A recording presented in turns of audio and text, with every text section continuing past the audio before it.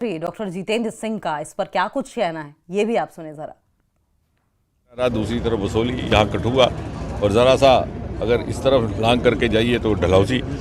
और इस स्थान की 60-70 वर्ष तक अवहेलना होती रही। उसके पीछे क्या कारण है? जो स्थान विकसित हो सकता था, जिसमें पोटेंशियल थी, जिसमें इतनी सलाहियत थी, फिर भी उसको जानबूझ करके क्यों तिरस्कृत किया गया।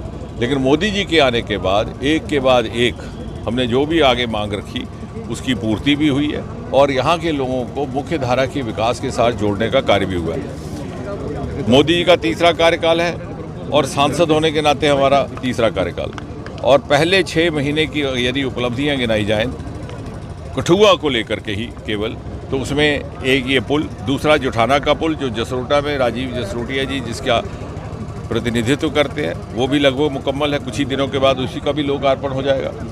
साथ ही साथ छत्तरकला का प्रोजेक्ट, जिसका प्रयास 6-7 बरस से चल रहा था, पिछले ही सप्ताह उसको भी मंजूरी मिली है, यानी लगभग 30-31 हज़ार करोड़ रुपया, जिसमें से लगभग 4-4.5 हज़ार केवल टनल छत्तरकला के लिए, और उसके साथ साथ 11 छोटे बड़े और टनल बनेंगे।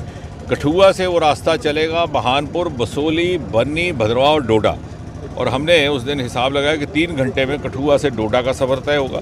डोडा के जो आमतौर से आज भी सामान्य तौर पर 8-9 घंटे लग जाते हैं, डोडा के लिए एक बहुत बड़ा, ये सारे के सारे कॉन्स्टिट्यूएंसी के लिए एक बहुत गेम चेंजर होगा। डोडा से कोई व्यक्ति अपनी गाड़ी में